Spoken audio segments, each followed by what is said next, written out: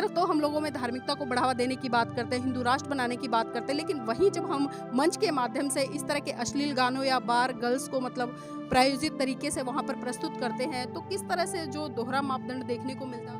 पत्थर पीट के ये देखेंगे कि ये पत्थर की जो मूर्ति जिसमें ये शक्ति बोल रहा है व्यक्ति जो है, जो चमत्कार बोल रहा है, इसकी शक्ति और चमत्कार कब निकल के आता है, किस स्थिति में निकल के आता है? चलिए तब ना निकले, बच्ची का बलात्कार हो रहा है तब नहीं निकला। भाई इतने सारे अपराध हो रहे हैं, कभी तो कोई तो मैंने थोड़ा लिखा था कि वहाँ पे आप सम्मुख ऋषि का वध कराइए, मैंने थोड़ा लिखा है कि वहाँ पे अहिल्या के साथ में इंद्र जो है बलात्कार करेगा, मैंने थोड़ा लिखा है कि जो ब्रह्मा है वो अपनी ही पुत्री सरस्वती से बलात्कार करेगा, लेकिन नहीं, मैंने नहीं लिखा। आपकी मानसिकता में कभी भी नैतिकता है ही नहीं। हिंदू धर्म की मैं बात करूं तो हिंदू धर्म में कहीं पर नैतिकता को स्थान नहीं है। हिंदू धर्म में सिर्फ और सिर्फ भौतिकवाद को स्थान है। आज हम देखते हैं कि जगह जगह हमने जो जगराते देखे हैं और बहुत सारे जागरण देखे हैं, जागरण में होता क्या है?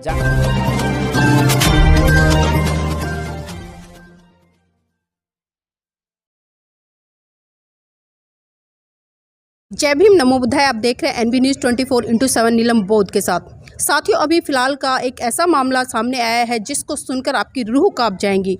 मामला हरियाणा के पंचकुला का है, जिसमें कि मात्र 5 साल की बच्ची को कन्या पूजन के लिए ले जाया गया और जो व्यक्ति उसको लेकर गया था उसकी उम्र 18 वर्ष बताई जा रही है और उस व्यक्ति ने 9 फुट की दीवार के पीछे ले जाकर उस बच्ची के साथ में बलात्कार किया और बलात्कार करने के बाद पत्थर पर सर पटक पटक कर उस मासूम बच्ची को मार दिया। तो इस घटना पर चर्चा करने के लिए मेरे साथ में है एडवोकेट जय भीम प्रकाश जी। उनसे ही जानना चाहूंगी कि जिस तरह से कड़े कानूनों के बावजूद भी इस तरह की घटनाएं रुकने का नाम नहीं ले रही है, जब हम हवाला देते हैं कि कानून की जो प्रक्रिया है वो सख्त से सख्त हो जाए ताकि जो दोषी है उनको सजा मिल सके, लेकिन लगातार देख रहे हैं कि कानूनों में भी काफ़ी परिवर्तन किया जा रहा है, लेकिन उसके बावजूद भी इस तरह की घटनाएं लगातार बढ़ती जा रही हैं। तो सर, इस तरह की घटनाओं को देखते हो क्या कहना चाहेंगे आप? देखिए नीलम जी, सबसे पहले तो हमें ये समझना चाहिए, मैं बार बार ये कहता रहा हूँ कि जो अपराध है, अपराध का कारण कानून नहीं है, और जब हम कारण तक नहीं पहुँचेंगे तो उसका निवारण हम नहीं कर पाएंगे ढंग से जो है। और आज से 2600 साल पहले तथागत बुद्ध ने इस दुनिया को ये बहुत बड़ा संदेश दिया कि हर घटना के पीछे कारण है, और कारण है तो उसका निवारण भी है, और निवारण है तो उसके लिए एक मार्ग भी है। तो अगर हम कारण को ढंग से नहीं पहचान पाएंगे, सबसे पहले तो हमें समझना है कि जो अपराध है या जो घटना घटी है उसका कारण क्या है, वो किस प्रकृति का है, और जब उसकी प्रकृति को जान जाएंगे तो हम उसके कारण के पीछे जाएंगे, और अगर हम उचित कारण को ढूंढ लेंगे तो उसका निवारण भी हम उचित ढूंढ लेंगे, और उसके लिए हमें जो मार्ग मिलेगा वो निस्संदेह हमें जो है समाधान तक ले जाएगा। लेकिन हो ये रहा है कि कारण तो कुछ और है, और कारण को ढूंढकर उस पर काम करने की बजाय जो कारण नहीं है, जो समाधान नहीं है, उस पर काम किया जाए। अब कारण तो यहाँ पर हम देखें कि किसी भी अपराध के पीछे, और जब मैं एलएलबी कर रहा था तो उस समय हमने पढ़ा था कि जो अपराधी है, अपराधी का अपराध जब तक साबित नहीं होता है, जब तक कि उसमें मेंसरिया यानी कि उसकी जो मानसिकता है वो शामिल ना हो। अगर मेंसरिया वहाँ पर अवेलेबल नहीं है, मेंसरिया एब्सेंट है, तो वह अपराध किसी भी तरीके से साबित नहीं हो सकता। तो mens rea is very important for any crime. लेकिन हम ये देख रहे हैं कि मेंसरिया को हम समझ रहे हैं, कानून में भी हमें पढ़ाया जाता है। जूरिस्प्रूडेंस जो है, यानी कि जो कानून का विज्ञान है, कानून का शास्त्र है, वो पूरा का पूरा मेंसरिया को लेके चलता है। अगर कानून का जो शास्त्र है वो मेंसरिया को लेके चल रहा है, तो कानून तो अब इतना ही कर सकता है कि उसके जो है सज़ा का प्रावधान करे, उसको दंड देने का प्रावधान कर दे, ताकि जो है आगे से लोग उसके भय से रुक सकें, और ऐसा होता भी है। सोसाइटी में कुछ हद तक अपराध इसलिए रुके रहते हैं क्योंकि वहाँ सज़ा का प्रोविज़न है। अगर हर कोई व्यक्ति जानता है कि कोई भी अगर अपराध करेगा तो उसके पीछे सज़ा का प्रोविज़न है, सज़ा मिलेगी, और इसीलिए उसे अपराध नहीं करना चाहिए। तो जो समझदार लोग हैं वे लोग अपराध करने से बच जाते हैं। लेकिन समस्या उन लोगों के साथ में है जो समझदार नहीं हैं, जो अनपढ़ हैं, जाहिल हैं, जो सभ्य नहीं हैं, जो एक नागरिक समाज में रहने के लायक नहीं हैं। तो उनके साथ में किस तरह से डील किया जाए, उनके साथ में कानून के माध्यम से डील किया जा सकता है, ये मैं बिल्कुल भी समझता नहीं हूँ कि ऐसा हो सकता है। उनके साथ में धार्मिक रूप से डील अवश्य किया जा सकता है। नैतिकता एक सभ्य समाज के लिए बहुत ही ज़रूरी तत्व है। और यदि किसी भी व्यक्ति के भीतर नैतिकता का विकास करना है, तो वह केवल और केवल धार्मिक वातावरण से, धार्मिक विचार से, धार्मिक सोच से ही संभव है। और हमने अपने इतिहास में यह बहुत अच्छी तरह से देखा है। भगवान बुद्ध के समय की बात है, जब भगवान बुद्ध ने डाकू अंगुलीमाल को सुधारा था। तो जो डाकू अंगुलीमाल को तथागत बुद्ध ने सुधारा, वो कोई किसी दंड के भय से नहीं सुधारा, बल्कि तथागत बुद्ध ने अंगुलीमाल के चित्त में परिवर्तन किया। उन्होंने कारण को खोजा कि कारण क्या है। उसके पीछे कारण था कि उसके चित्त में हिंसा और सिर्फ हिंसा ही समाई हुई थी, और एक ऐसी हिंसा समाई हुई थी जहाँ पर उसको ये लगता था कि वह अविजयी है, उसको कोई कि वह अविजित है, उसको कोई जीत नहीं सकता। उसकी हिंसा जो है सर्वोपरि है। यहाँ तक कि राजा महाराजा भी उसकी हिंसा से डरते थे। तो उसको ऐसा एहसास होता था कि अब उसके ऊपर कोई नहीं है और वह जो चाहेगा वही कर सकता है। तो इसी प्रकार से जब हम देखते हैं कि तथागत बुद्ध ने जब उसकी हिंसा के कारण को जाना, तो उसकी हिंसा के कारण पर ही प्रहार किया, और उसकी हिंसा का जो कारण था, यानी कि अविजित रहने का जो कारण था, उसी को उन्होंने तोड़ा कि वे निहत्थे उसके पास पहुंचते हैं। तो जो उसका अहंकार है, जो उसका अविजित रहने का जो उसका झूठा उसका जो वो है, तो वह टूटने लगता है, और जब वह खंडित हो जाता है तो वह एकाएक जो है बुद्ध के शरण में आ गिरता है। तो नीलम जी, कहने का मतलब मेरा यही है कि इस देश में कानून की कमी नहीं है। कानून तो पूरी तरह से है, और निर्भया केस के बाद जो कानून है, कानून में जो बलात्कार के केस में जहाँ पर फांसी सज़ा नहीं थी, अब फांसी सज़ा का प्रावधान भी हो गया है, जो कि अधिकतम सज़ा है। इससे अधिक कुछ सज़ा हो नहीं सकती है। लेकिन अगर फांसी की सज़ा का प्रावधान करने के बाद भी अगर अपराध नहीं रुक रहे हैं, तो इसका कारण ये है कि कहीं ना कहीं समाज में अनैतिकता व्याप्त है, और वो अनैतिक आचरण होने के कारण मनुष्य अब यह समझ नहीं पा रहा है, और उसको जो कानून का भय है वो नहीं सता रहा है। अगर कानून का भय सताता तो वो ऐसा अपराध करता ही नहीं। तो ज़रूरत इस बात पे है कि आज हमें अपने जो स्कूल है, कॉलेजेस हैं, उसमें जो है एक नैतिकता का पाठ्यक्रम, एक सिविलाइजेशन का पाठ्यक्रम, और इससे भी ऊपर अगर मैं बात करूं, तो कानून जब किसी भी मुलजिम को सोसाइटी में रहने से मना कर देता है, यानी कि मान लो किसी ने मर्डर कर दिया, तो मर्डर के केस में तुरंत ही पुलिस पकड़ लेती है, उसको गिरफ्तार कर लेती है, और गिरफ्तार करने के बाद उसको जेल भेज देती है। और फिर कोर्ट ये कहती है कि भैया ये जो है, क्योंकि मर्डर करने वाला व्यक्ति है, इसकी जो मानसिकता में मर्डर यानी कि हत्या करना शामिल है, हत्या की इसकी मानसिकता बनी हुई है, तो इस व्यक्ति को किसी भी तरीके से हम समाज में खुला नहीं छोड़ सकते हैं। समाज में जाएगा तो ये फिर से अपराध करेगा। तो इसी तरह से हर व्यक्ति को यह जांच परख कर कि क्या वह सिविल सोसाइटी में रहने के लायक है। अगर सिविल सोसाइटी में रहने के जो मापदंड हैं वो पूरा नहीं करता है, तो मैं ये समझता हूँ कि ऐसे लोगों के लिए एक अलग कॉलोनी बसानी चाहिए, जहाँ पर कि ऐसे लोगों को रहने की इजाज़त दी जाए। वकील साहब, अभी हमने जिस तरह से, ये तो अभी कल की ही घटना है, लेकिन इससे पहले भी हमने 5 दिन पहले जो दिल्ली का निहाल बिहार है, वहाँ पर भी मात्र 1.5 साल की बच्ची को, जो पड़ोसी है उसका, वो सिर्फ बिस्किट खिला रहा था, और बिस्किट खिलाने के ही बहाने उसको ले गया। उसके परिवार, उसकी जो मम्मी है, उसने भी उस बच्चे को लेने का प्रयास किया, लेकिन उन्होंने कहा कि मैं इसको खिला रहा हूँ, कोई बात नहीं। लेकिन हमें पता चलता है कि शाम तक वो बच्ची अपने घर नहीं लौटती, और जब शाम को पुलिस ने काफ़ी छानबीन की थी, तो पता चला कि जिस कमरे में वो किराएदार रहता था, वहाँ पर उसने उसके साथ, बच्ची के साथ में मतलब दुष्कर्म किया है। तो इस तरह की घटनाएं लगातार बढ़ रही हैं, और इसी के साथ साथ अभी हमने 5-6 दिन पहले मेरठ में भी एक घटना घटी है, जिसमें कि बहुजन समाज की बेटी मतलब स्कूल से पढ़कर वापस लौट रही थी, और उसके साथ में तो मतलब इतनी दरिंदगी की गई है कि सामूहिक रूप से बलात्कार किया गया है, उसकी आंखें फोड़ दी गई हैं, और भी न जाने क्या क्या। मैं बता नहीं सकती कि कितना जो मानवता को शर्मसार कर देने वाली घटनाएं हैं। ये लोग मतलब एक जानवर की हद तक पार कर देते हैं, जिस तरह से एक जानवर किसी भी दूसरे जानवर को मतलब खाने के लिए नोच देता है। तो आज हम देख रहे हैं कि जो एक मनुष्य का व्यवहार है, वो आज इतना दूषित हो गया है कि हम कल्पना भी नहीं कर सकते कि मनुष्य होकर वो इतनी नीचता तक गिर सकता है। तो हम इन चीज़ों को ख़त्म करने के लिए किस तरह के प्रयास करने चाहिए, और खासकर इसमें सरकार की क्या भूमिका होनी चाहिए? तो नीलम जी, जो पंचकुला की घटना है, या निहाल बिहार की घटना है, या फिर दिल्ली कैंट का मामला है, जितने भी ये बलात्कार के मामले हैं, और केवल बलात्कार का ही मामला नहीं, बल्कि जितने भी अपराध हैं, सभी अपराध के पीछे कारण तो वही है। अब मान लीजिए आईपीसी में जो है चोरी के लिए एक प्रोविज़न है कि चोरी जो भी करेगा उसको जो है पुलिस पकड़ लेगी, पकड़ने के बाद कोर्ट ले जाएगी, कोर्ट उस पर निर्णय सुनाएगी और उसको जेल भेज देगी, जो कि 3 साल की या 2 साल की जो भी सज़ा उसको मिलती है उसको भुगतनी पड़ेगी।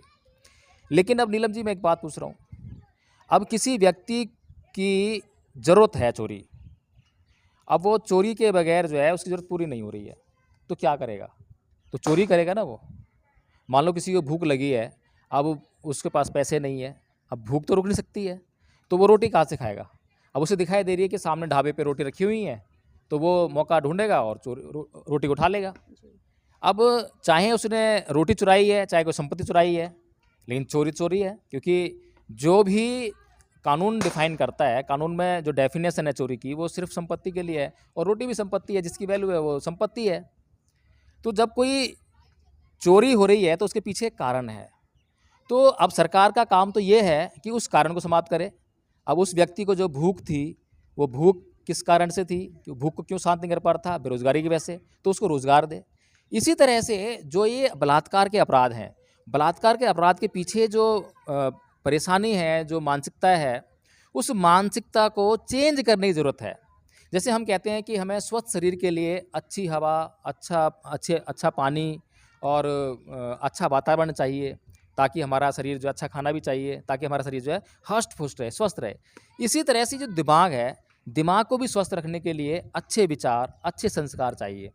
अब ये अच्छे विचार और अच्छे संस्कार कहाँ से आएँगे?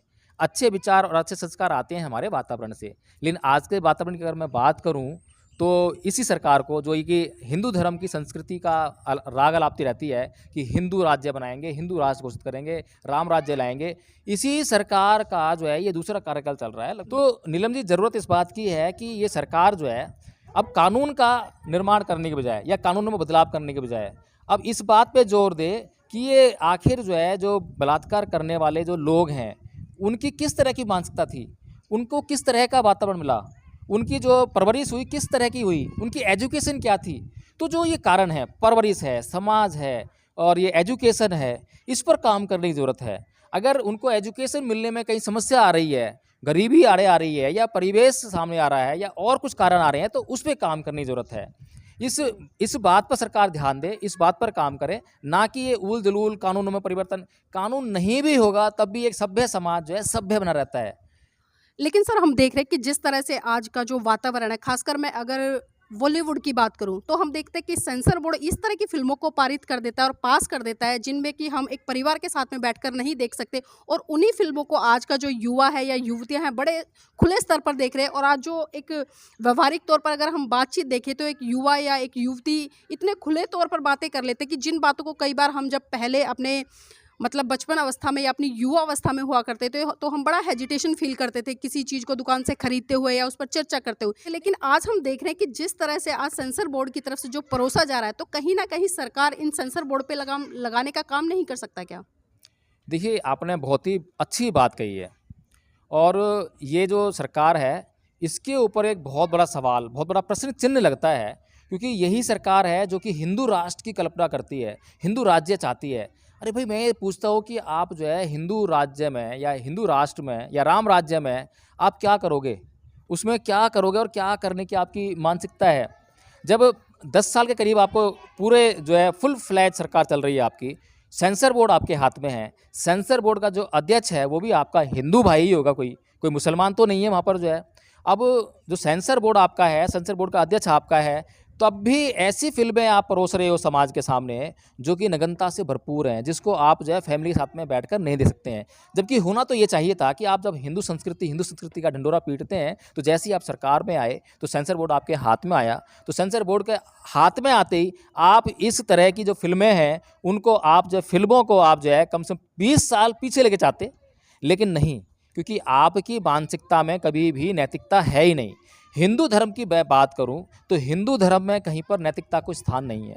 हिंदू धर्म में सिर्फ और सिर्फ भौतिकवाद को स्थान है। आज हम देखते हैं कि जगह जगह हमने जो जगराते देखे हैं और बहुत सारे जागरण देखे हैं, जागरण में होता क्या है? जागरण में ज्ञान नहीं बढ़ता है, जागरण में नाच गाना, अगर नाच गाना ना हो, एंटरटेनमेंट ना हो, तो वो रात बिताना वहाँ लोगों के लिए बड़ी मुश्किल हो जाए, क्योंकि ज्ञान की बातें तो लोगों को सुनने में जो है 1 घंटे में बोर हो जाते हैं, ज्ञान की बातें नहीं सुनते। यूट्यूब पर भी ज्ञान की बातें बहुत सारी हैं, लेकिन कोई भी व्यक्ति जो है ज्ञान की बात देखना नहीं चाहता है, लेकिन एंटरटेनमेंट हर हालत में चाहता है। और हिंदू धर्म जो है लोगों को एंटरटेनमेंट परोसता है, जिसके कारण वो आज जो है धर्म का व्यवसायीकरण हो रहा है। जी। धर्म नहीं, धंधा है। सर इसी बात पर मुझे याद आया कि कल अहमदाबाद का भी कुछ इस तरह से एक मामला सामने आया, जिस तरह से वहाँ पर रामलीला कमेटी ने जो रामलीला का आयोजन कर रही थी, वहाँ पर पता है कि जो बार गर्ल्स थी वो डांस कर रही थी और जो पुलिस सिक्योरिटी थी वहाँ पर तैनात, तो वहाँ पर एक पुलिस सिपाही ने जाकर मतलब उस डांस को रोकने का प्रयास किया। उन्होंने कहा कि आप एक धार्मिक कार्यक्रम में इस तरह की अश्लीलता फैला रहे हो, तो उस पर काफ़ी बवाल हुआ और लोगों ने पत्थरबाजी भी की। और यहाँ तक बताया जा रहा है कि जो वहाँ पर जो भाजपा का जिला अध्यक्ष था, उसने उस पुलिस वाले के खिलाफ ही कार्रवाई कराने का प्रयास किया। और एक तरफ तो हम लोगों में धार्मिकता को बढ़ावा देने की बात करते हैं, हिंदू राष्ट्र बनाने की बात करते हैं, लेकिन वहीं जब हम मंच के माध्यम से इस तरह के अश्लील गानों या बार गर्ल्स को मतलब प्रायोजित तरीके से वहाँ पर प्रस्तुत करते हैं, तो किस तरह से जो दोहरा मापदंड देखने को मिलता है और खासकर एक समाज का आचरण जो दूषित होता है, इस पर क्या कहेंगे? देखो नीलम जी, हिंदू समाज में हिंदू धर्म को मानने वाले बहुत से लोग बहुत अच्छे हैं। मैंने बहुत से लोग देखे हैं जिनके आचार विचार में धर्म होता है वास्तव में, और जो वास्तव में जो है नग्नता को पसंद नहीं करते हैं, जो वास्तव में संस्कार जिसे कहते हैं, वैसे संस्कार जो है बुद्ध के धम्म में जो है वो जो शब्द है वो बिल्कुल अलग है, लेकिन जो संस्कार शब्द जो प्रचलन में है आज समाज में जो है, मैं उसी की बात करूँगा जिसको लोग समझते हैं।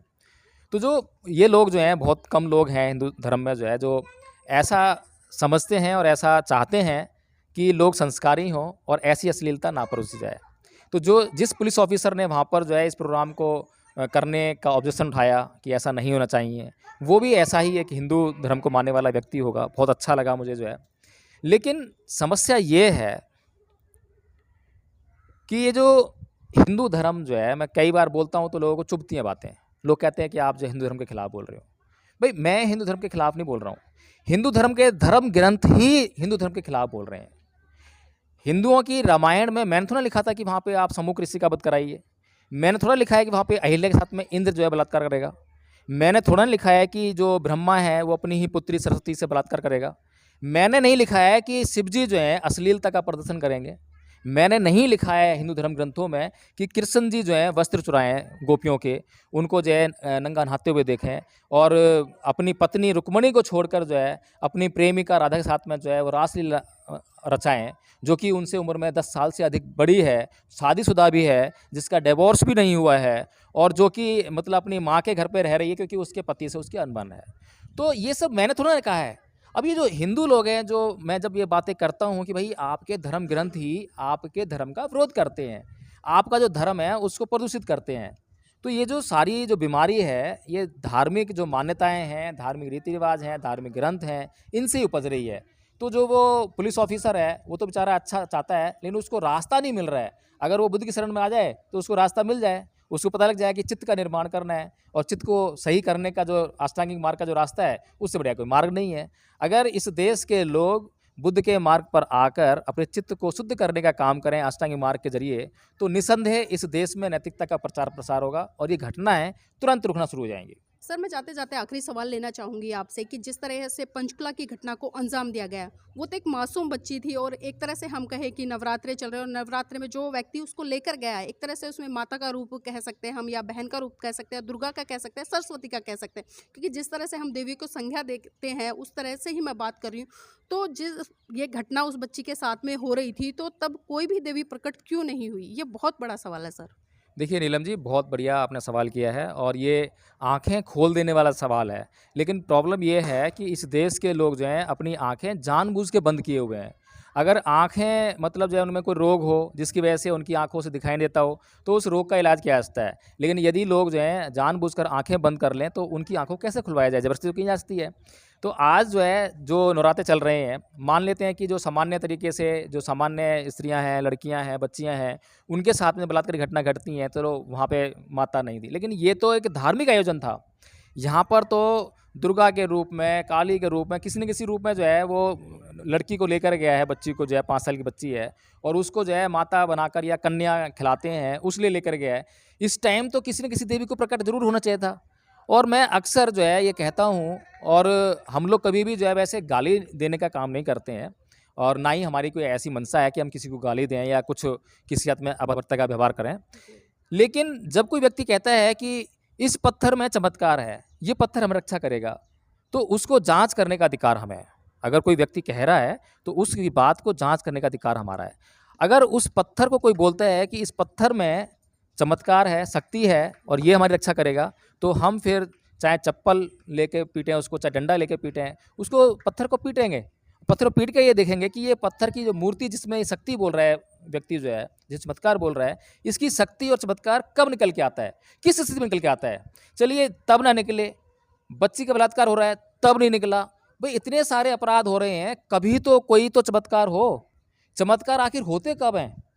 चमत्कार केवल और केवल किताबों में ही सिमट कर रह गए हैं, कथा कहानियों में सिमट कर रह गए हैं। इसका जो बाहरी दुनिया है, जो वास्तविक दुनिया है चमत्कारों का, वहाँ कोई लेना देना नहीं है। आज कोई ईश्वर नहीं है, कोई अवतार नहीं है। आज इतने अपराध हो रहे हैं, इतनी गरीबी है, इतना कोरोना चल रहा है, लोगों की आंखें नहीं खुल रही हैं। लोग आंखें खोलना नहीं चाहते हैं। भगवान, ईश्वर, अवतार, देवी ये तो आके लोगों को बता रहे हैं कि भाई हमारे अंदर कोई शक्ति नहीं है, हमारे पर विश्वास मत करो, हम पे विश्वास करके कोई काम मत करना। अगर तुम कोई भी काम करोगे हमारे विश्वास करके तो तुम उसके लिए खुद जिम्मेदार होगे। लेकिन इस देश के लोग ये सब जानते हैं, इन सब बताने के बाद भी अपनी आंखें खोलने को तैयार नहीं है। इसी को कहते हैं अंधविश्वास, यानी अंधे होकर विश्वास किए जा रहे हैं। और इसीलिए जो है ये जो सरकार है, ये जो जिस मानसिकता की सरकार है, ये धार्मिक आधार पर, धर्मांता के आधार पर जो है लोगों को बेवकूफ़ बनाकर जो है इस सत्ता में बने रहने का इसका प्रयोजन पूरा हो रहा है। जी, बहुत बहुत धन्यवाद सर। तो ये थे हमारे साथ में एडवोकेट जय भीम प्रकाश जी, जिनसे हमने कई मुद्दों पर चर्चा की, खासकर जिस तरह से आज देश में बहन बेटियों के साथ में बलात्कार जैसी घटनाओं को अंजाम दिया जा रहा है,